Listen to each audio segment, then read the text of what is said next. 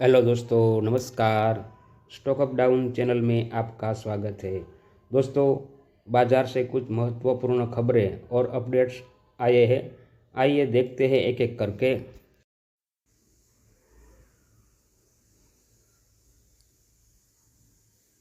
Ujjivan small finance bank, Ujjivan SFB, आने वाले 18 से 24 महीनों में लगभग 2,000 करोड़ रुपए जुटाने की योजना बना रहा है।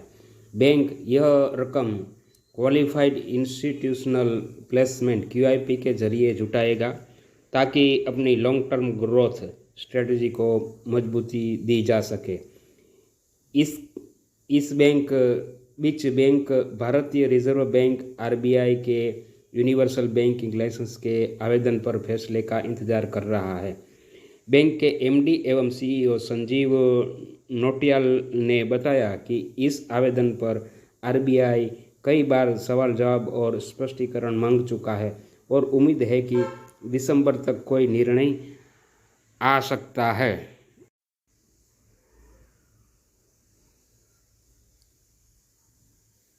Ujjivan small finance bank, Ujjivan SFB, आने वाले 18 से 24 महीनों में लगभग 2,000 करोड़ रुपए जुटाने की योजना बना रहा है। बैंक यह रकम क्वालिफाइड इंस्टीट्यूशनल प्लेसमेंट क्यूआईपी के जरिए जुटाएगा ताकि अपनी लॉन्ग टर्म ग्रोथ स्ट्रेटजी को मजबूती दी जा सके। इस बैंक भारतीय रिजर्व बैंक आरबीआई के यूनिवर्सल बैंकिंग लाइसेंस के आवेदन पर फैसले का इंतजार कर रहा है। बैंक के एमडी एवं सीईओ संजीव नोटियाल ने बताया कि इस आवेदन पर आरबीआई कई बार सवाल जवाब और स्पष्टीकरण मांग चुका है और उम्मीद है कि दिसंबर तक कोई निर्णय आ सकता है।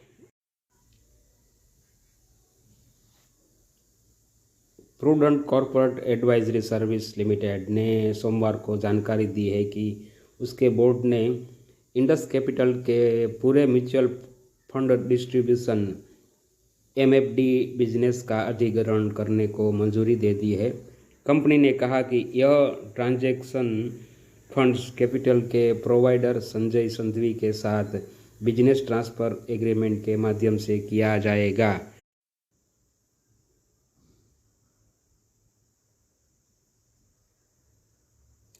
कंपनी ने कहा कि अधिग्रहण में 30 अगस्त 2025 तक 2,030 करोड़ रुपए के एसेट अंडर मैनेजमेंट एयूएम शामिल है। साथ ही सभी कस्टमर्स कॉन्टैक्ट्स, रिसीवेबल्स, कर्मचारी राइट्स, लाइबिलिटीज़ और बिजनेस से जुड़े अन्य ट्रांजैक्शन शामिल होंगे। प्रूडेंट कॉर्पोरेट को विक्रेता सेलर को 123.75 करोड़ रुपए का भुगतान करना होगा।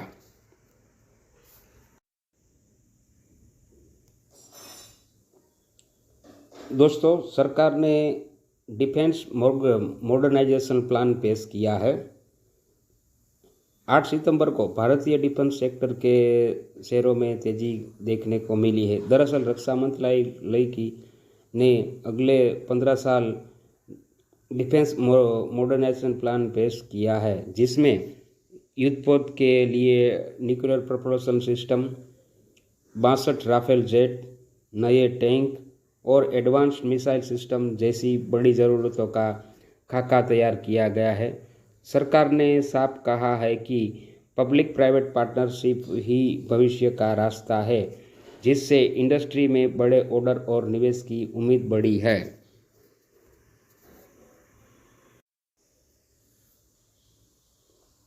वेदांता शेयर पर ब्रोकरेज बुलिश, शेयर में 35% उछाल का अनुमान, बाय रेटिंग को रखा बरकरार। आइए देखते हैं रिपोर्ट।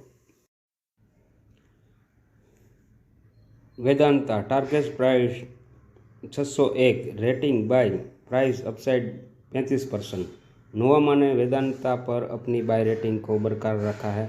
ब्रोकरेज ने स्टॉक पर 601 रुपये का टारगेट प्राइस दिया है।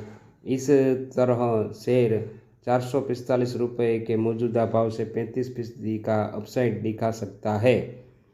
ब्रोकरेज ने कहा कि हमारा मानना है कि वेदांता का फोकस अपने मुख्य कारोबार जैसे पावर सेक्टर पर बना रहेगा और समय के साथ कंपनी अन्य एसेट्स को मोनेटाइजेशन कर सकती है। हालांकि इस समय जब कंपनी की प्राथमिकता कर्ज कम करना, डिलीवरिंग होनी चाहिए, इसलिए ऐसे समय में असंबंधित कारोबार में प्रवेश करना चिंता का विषय है। ब्रोकरेज ने कहा कि हम समाधान योजना रिजोल्यूशन प्लान के अंतिम रूप का इंतज़ार कर रहे हैं ताकि उसे अपने अनुमानों में शामिल कर सके। फिलहाल हम स्टॉक पर बाय रेटिंग बनाए रखते हैं। दोस्तों, चैनल में नए आए हो तो चैनल को सब्सक्राइब कर लीजिए, सब्सक्राइब बटन को भी दबा दीजिए ताकि आपको महत्वपूर्ण अपडेट तुरंत मिलते रहे।